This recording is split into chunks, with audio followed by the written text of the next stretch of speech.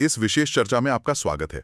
आज हम गोता लगा रहे हैं कोशिका की दुनिया में। हाँ, जीवन की वो अद्भुत इकाई जिससे हम सब बने हैं। हमारे पास जो स्रोत सामग्री है वो मानव शरीर रचना और क्रिया विज्ञान के नजरिए से कोशिका को देखती है। हमारा मिशन, देखिए, इस जानकारी से ना हमें कोशिका की कहानी समझनी है, उसकी बनावट, उसके प्रकार, वो काम कैसे करती है, सब कुछ आसान और दिलचस्प तरीके से। कभी सोचा है, हमारे ही शरीर में एक तरफ तो है शुक्राणु कोशिका, सिर्फ 5 माइक्रोमीटर की, और दूसरी तरफ तंत्रिका कोशिका 1 मीटर से भी लंबी हो सकती है। हाँ, ये अंतर कमाल का है। बिल्कुल। और शुतुरमुर्ग का अंडा, वो तो अपने आप में एक अकेली विशाल कोशिका है। बिल्कुल। मतलब यहीं से कोशिका की दुनिया वाकई दिलचस्प होनी शुरू होती है। है ना? सही कहा। तो आज हम कहाँ से शुरू करें? पहले देखते हैं कि कोशिका की खोज कैसे हुई, फिर समझेंगे कि ये कितने तरह की होती हैं, इनके अंदर क्या क्या खास हिस्से हैं, वो क्या करते हैं, और हाँ, आखिर में ये भी जानेंगे कि कोशिकाएं बढ़ती कैसे हैं, अपनी संख्या कैसे बढ़ाती हैं। तो चलिए इस छोटी सी दुनिया की सैर करते हैं। सबसे पहला सवाल, कोशिका है क्या आखिर? सीधे शब्दों में कहें तो जीवन की सबसे छोटी इकाई, स्ट्रक्चरल भी और फंक्शनल भी। बिल्कुल, जैसे ईंट से दीवार, दीवार से कमरा, कमरे से घर। हाँ, वैसे ही कोशिकाएं मिलकर बनाती हैं ऊतक, यानी टिश्यू। ऊतक से बनते हैं अंग, ऑर्गन, फिर अंग मिलकर ऑर्गन सिस्टम, और उससे बनता है पूरा शरीर। और ये जो पूरा क्रम है ना, कोशिका से शरीर तक का, इसी से जीवन इतना जटिल और व्यवस्थित हो पाता है। हर लेवल का अपना खास काम है, सब मिलकर एक बड़ा मकसद पूरा करते हैं। सही, ये सिर्फ हिस्सों का जोड़ नहीं है, एक पूरी व्यवस्था है। बिल्कुल। अच्छा, आप सोचिए, इस नन्ही सी इकाई को खोजा कैसे गया होगा। कहानी भी दिलचस्प है।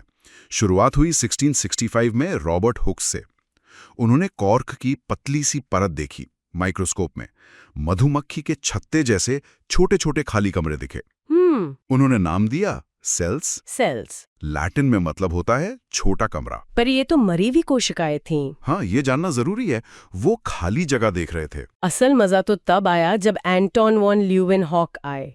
उन्होंने अपना माइक्रोस्कोप बनाया और तालाब के पानी में देखा। और क्या देखा? चलते फिरते जीवित सूक्ष्म जीव। हाँ, वो पहली बार था जब किसी ने लाइव सेल्स देखी।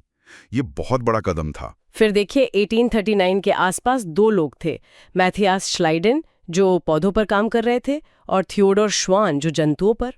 दोनों ने मिलकर कोशिका सिद्धांत दिया, सेल थ्योरी, कि सारी जीवित चीजें कोशिकाओं से बनी है और कोशिका ही जीवन की बेसिक यूनिट है।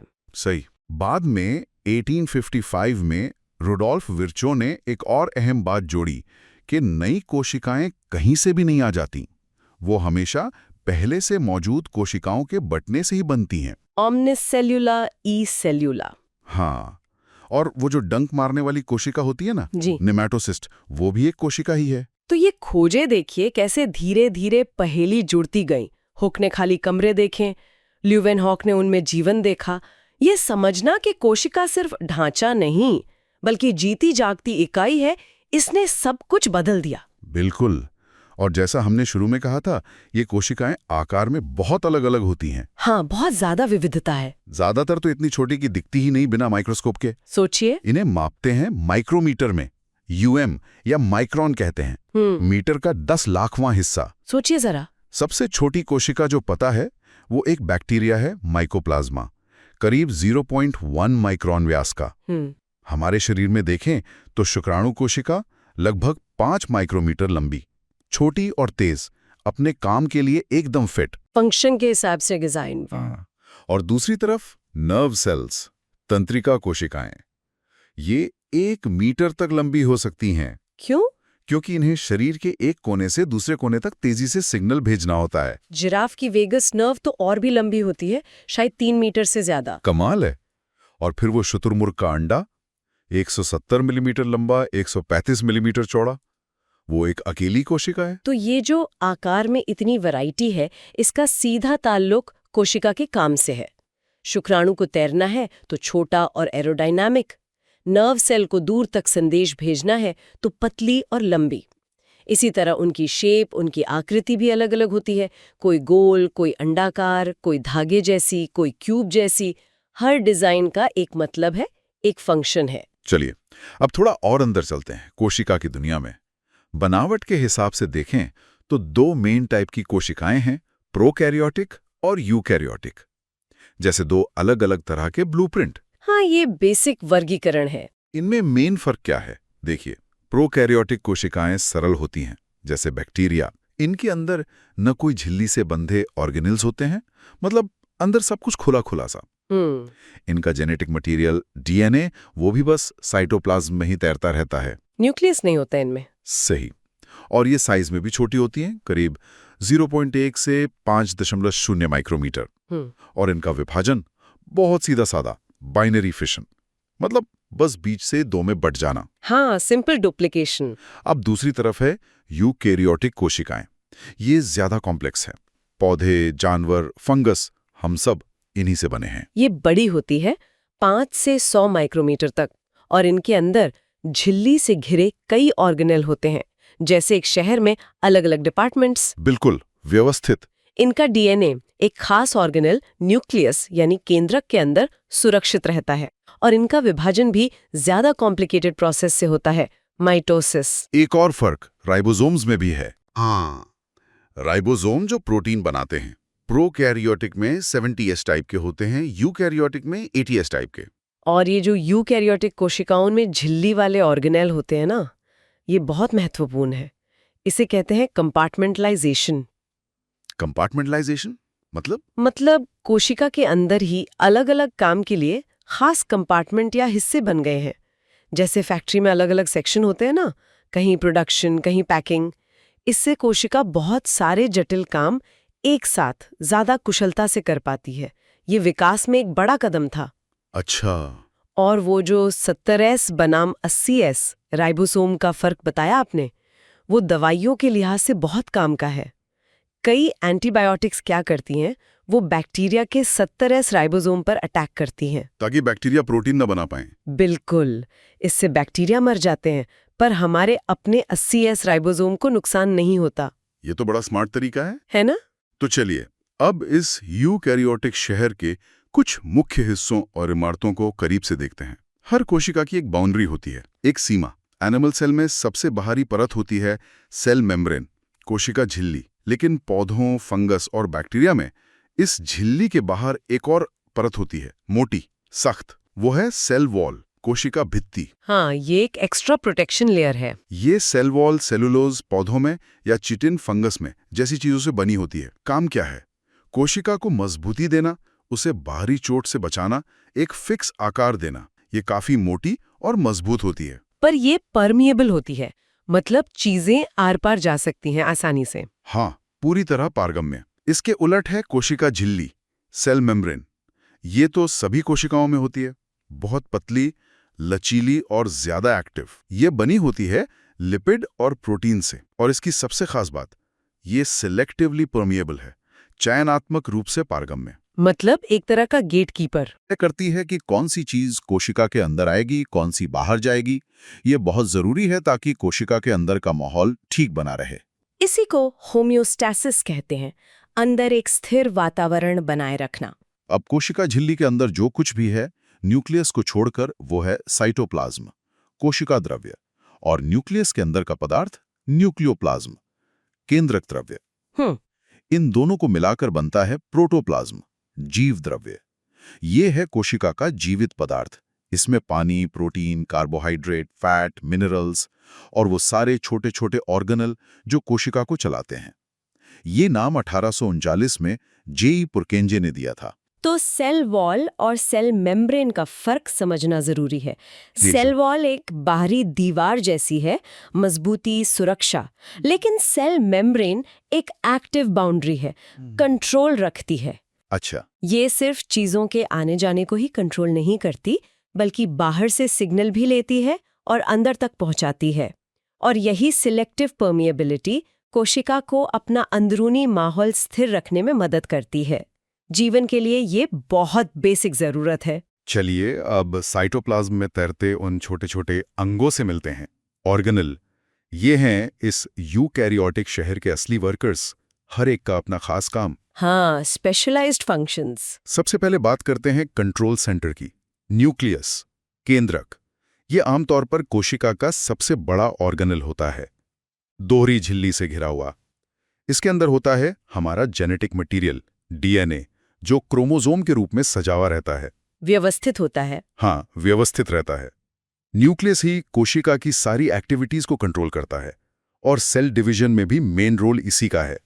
ये शहर का कंट्रोल रूम है, समझ लीजिए। बिल्कुल, न्यूक्लियस का महत्व यही है कि वो डीएनए, जो कि एक तरह का मास्टर ब्लूप्रिंट है, उसको सेफ रखता है और ये कंट्रोल करता है कि कब और कौन सी इंफॉर्मेशन यानी कौन सा जीन इस्तेमाल होगा। कोशिका क्या बनेगी, क्या करेगी, सब न्यूक्लियस तय करता है। अच्छा, अब आते हैं एनर्जी प्रोडक्शन पर। शहर को चलाने के लिए बिजली चाहिए, कोशिका को चाहिए एनर्जी। ये काम कौन करता है? माइटोकॉन्ड्रिया। हाँ, माइटोकॉन्ड्रिया। इन्हें कहते हैं कोशिका का पावर हाउस। ये भी दोहरी झिल्ली वाले ऑर्गेनेल हैं। इनका काम है भोजन के अणुओं को तोड़कर एटीपी यानी एटीपी बनाना। Adenosine triphosphate. हाँ, एटीपी। इसे आप कोशिका की एनर्जी करेंसी कह सकते हैं। सारे काम करने के लिए कोशिका यही एटीपी खर्च करती है। ये प्रोसेस कहलाता है एरोबिक रेस्पिरेशन, वायवीय श्वसन। माइटोकॉन्ड्रिया के बारे में एक और बहुत इंटरेस्टिंग बात है। क्या? इनका अपना खुद का डीएनए और राइबोसोम होते हैं। सच में? ऑर्गेनेल के अंदर अपना डीएनए? हाँ, इसका मतलब ये कुछ हद तक सेल्फ सफिशिएंट है, अपने कुछ प्रोटीन खुद बना सकते हैं। और ये बात उस थ्योरी को सपोर्ट करती है कि शायद ये कभी आजाद बैक्टीरिया जैसे जीव थे। अच्छा। जो अरबों साल पहले यूकैरियोटिक कोशिकाओं के साथ रहने लगे। एक सिम्बायोटिक रिश्ता बन गया। इसे एंडोसिम्बायोटिक थ्योरी कहते हैं। इस पर हम आखिर में फिर से बात करेंगे। ये तो बहुत ही रोचक है। खैर, एनर्जी बन गई। आप बात प्रोडक्शन और ट्रांसपोर्ट की। यहाँ मेन खिलाड़ी हैं एंडोप्लाज्मिक रेटिकुलम यानी ईआर और गोल्जी अपैरेटस। ईआर जो है वो झिल्लियों का एक नेटवर्क है, पूरे साइटोप्लाज्म में फैला हुआ। इसके दो हिस्से होते हैं, रफ ईआर खुरदरी वाली जिस पर राइबोसोम चिपके होते हैं, और स्मूथ ईआर चिकनी वाली। राइबोसोम की बात पहले कर लें। ये खुद में ऑर्गेनेल नहीं माने जाते क्योंकि झिल्ली नहीं होती। ये आरएनए और प्रोटीन से बनी छोटी मशीनें हैं। काम प्रोटीन बनाना। Protein synthesis factories. हाँ, रफ ईआर पर जो प्रोटीन बनते हैं वो अक्सर कोशिका से बाहर भेजे जाते हैं या फिर मेम्ब्रेन में लगते हैं। स्मूथ ईआर का काम है लिपिड यानी फैट बनाना और डिटॉक्सिफिकेशन, जहरीले पदार्थों को हटाना। ये लिवर सेल्स में खास तौर पर एक्टिव होती है। ईआर एक तरह का इंट्रासेलुलर हाईवे भी है, पदार्थों को कोशिका के अंदर ही एक जगह से दूसरी जगह पहुंचाता है। रफ ईआर में बने प्रोटीन फिर भेजे जाते हैं गोल्जी अपैरेटस में। Golgi apparatus? हाँ, गोल्जी उपकरण ये चपटी थैली जैसी संरचनाओं का ढेर होता है, सिस्टर्नी कहते हैं। इसे आप कोशिका का पोस्ट ऑफिस या फिनिशिंग एंड पैकेजिंग डिपार्टमेंट समझ सकती हैं। अच्छा। यहाँ प्रोटीन और लिपिड को फाइनल टच दिया जाता है, उन्हें सॉर्ट किया जाता है और फिर छोटी छोटी थैलियों वेसिकल्स में पैक करके उनकी मंजिल तक भेजा जाता है, चाहे वो मंजिल कोशिका के अंदर हो या बाहर। समझ गया। प्रोडक्शन हो गया, पैकेजिंग हो गई।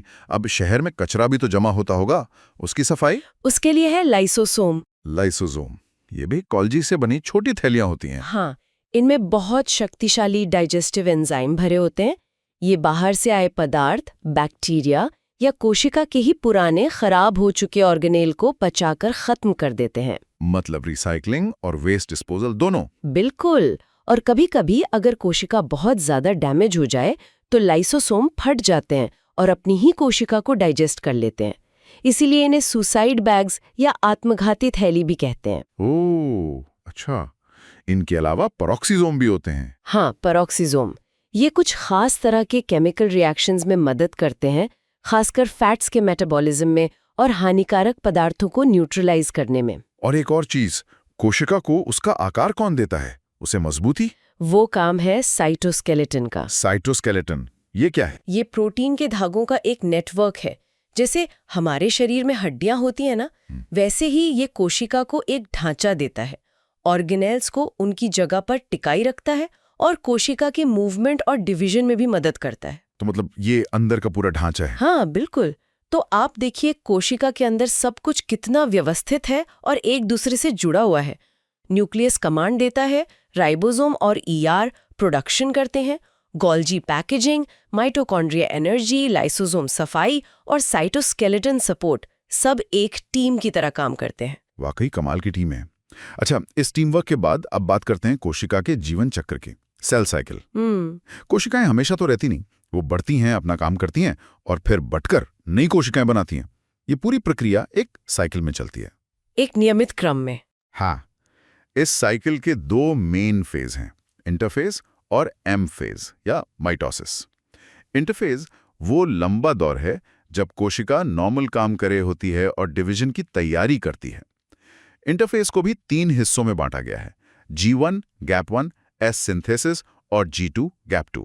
जी मतलब गैप। हाँ, G1 में कोशिका साइज में बढ़ती है, नए प्रोटीन, नए ऑर्गेनल बनाती है। ये सबसे लंबा फेज हो सकता है। कुछ कोशिकाएं जैसे नर्व सेल्स G1 के बाद एक रेस्टिंग फेज में चली जाती हैं, G0, और फिर कभी डिवाइड नहीं होती। हाँ, वो टर्मिनली डिफरेंशिएटेड हो जाती हैं। ठीक, अगर कोशिका को डिवाइड होना है तो वो जाती है S फेज में। S मतलब सिंथेसिस यानी निर्माण। यहाँ क्या बनता है? डीएनए। बिल्कुल, कोशिका अपने पूरे डीएनए की एक हूबहू कॉपी बनाती है। ये बहुत जरूरी है ताकि बंटवारे के बाद दोनों नई कोशिकाओं को डीएनए का पूरा सेट मिले। Exact copy. S फेज के बाद आता है G2 फेज। इसमें कोशिका थोड़ी और बढ़ती है और चेक करती है कि सब कुछ डिवीजन के लिए तैयार है या नहीं। एक तरह का फाइनल चेक पॉइंट। तैयारी पूरी। हाँ, इंटरफेज पूरा होने के बाद शुरू होता है M फेज यानी माइटोसिस। ये असली बंटवारे का फेज है। इसका मेन काम है S फेज में कॉपी हुए डीएनए को, जो अब क्रोमोसोम के जोड़ों या क्रोमैटिड्स के रूप में है, सावधानी से 2 बराबर हिस्सों में बांटना। बिल्कुल सटीक बंटवारा। माइटोसिस के खुद के 4 मुख्य चरण होते हैं। याद रखने का तरीका है PMAT। PMAT। हाँ, P से प्रोफेज। इसमें डीएनए कंडेंस होकर मोटे क्रोमोसोम जैसा दिखने लगता है। न्यूक्लियस की मेम्ब्रेन गायब होने लगती है। M से मेटाफेज। सारे क्रोमोसोम कोशिका के बीच में एक लाइन में आ जाते हैं, इक्वेटर पर। हाँ। A से एनाफेज। क्रोमोसोम के जोड़े यानी सिस्टर क्रोमैटिड्स अलग होते हैं और कोशिका के उल्टे सिरों पोल्स की तरफ जाने लगते हैं। और T से टीलोफेज। क्रोमोसोम अपने अपने सिरों पर पहुंच जाते हैं, उनके चारों ओर नई न्यूक्लियर मेम्ब्रेन बनने लगती है और क्रोमोसोम फिर से खुलने लगते हैं। मतलब प्रोफेज का उल्टा। बिल्कुल। माइटोसिस के अंत में न्यूक्लियस का बंटवारा तो पूरा हो गया। इसके फौरन बाद होता है साइटोकाइनेसिस। साइटोप्लाज्म का विभाजन। हाँ, इसमें बाकी का साइटोप्लाज्म, ऑर्गेनेल, सेल मेम्ब्रेन सब बीच से बढ़ जाता है और आखिर में एक कोशिका से 2 बिल्कुल एक जैसी नई डॉटर सेल्स यानी संतति कोशिकाएं बन जाती हैं। ये पूरी प्रक्रिया डीएनए कॉपी करना और फिर उसे एकदम सटीक तरीके से बांटना, ये अविश्वसनीय रूप से कंट्रोल की जाती है। सेल साइकिल में कई चेक पॉइंट्स होते हैं। Checkpoints? हाँ, जांच बिंदु। ये पक्का करते हैं कि हर स्टेप सही से पूरा हो, तभी अगला स्टेप शुरू हो। अगर डीएनए कॉपी करने में कोई गड़बड़ हो जाए या क्रोमोसोम ठीक से न लगें, तो ये चेक पॉइंट्स प्रोसेस को रोक सकते हैं या कोशिका को नष्ट भी कर सकते हैं। अच्छा, सेफ्टी मैकेनिज्म। बिल्कुल। और जब ये कंट्रोल सिस्टम खराब हो जाते हैं, तब अनकंट्रोल्ड सेल डिवीजन हो सकता है और वही कैंसर का कारण बनता है। और जैसा आपने पहले कहा, G0 फेज महत्वपूर्ण है क्योंकि हमारे शरीर की हर कोशिका हर समय डिवाइड नहीं होती। कई कोशिकाएं अपना खास काम करने के लिए मैच्योर होकर डिवीजन बंद कर देती हैं। तो हमने देखा कि कैसे एक सीधी सादी दिखने वाली कोशिका की खोज हुई और कैसे उसके अंदर एक पूरी कॉम्प्लेक्स दुनिया काम कर रही है। एनर्जी प्रोडक्शन से लेकर प्रोटीन बनाना, सफाई करना और आखिर में अपने ही जैसी नई कोशिकाएं बनाना, ये सब कुछ। इस सब का निचोड़ क्या है? यही कि कोशिका जीवन की सबसे बेसिक, सबसे डायनामिक और अविश्वसनीय रूप से मुनज़्ज़म इकाई है। बिल्कुल। मुख्य बातें यही है कि एक अकेली कोशिका के अंदर भी कितनी जटिलता और व्यवस्था है जो जीवन को चलाती है। अलग अलग ऑर्गेनेल का अपने काम में माहिर होना और सेल साइकिल का एकदम सटीक होना, ये दोनों ही जीवन के चलते रहने के लिए बेहद जरूरी हैं। और अब जाते जाते एक सवाल सोचने के लिए। हमने बात की थी कि माइटोकॉन्ड्रिया का अपना डीएनए और राइबोसोम होते हैं। हाँ। तो क्या ये इस आइडिया को सपोर्ट करता है कि शायद अरबों साल पहले वो खुद में आजाद जीव थे? बैक्टीरिया जैसे। हाँ, जिन्होंने किसी तरह शुरुआती यूकेरियोटिक कोशिकाओं के अंदर रहना शुरू कर दिया और एक परमानेंट पार्टनरशिप बना ली। ये एंडोसिम्बायोटिक थ्योरी कहलाती है और ये जीव विज्ञान की सबसे दिलचस्प कहानियों में से एक है। बिल्कुल। इस पर और खोजबीन की जा सकती है। कोशिका की इस गहन पड़ताल में हमारे साथ शामिल होने के लिए धन्यवाद।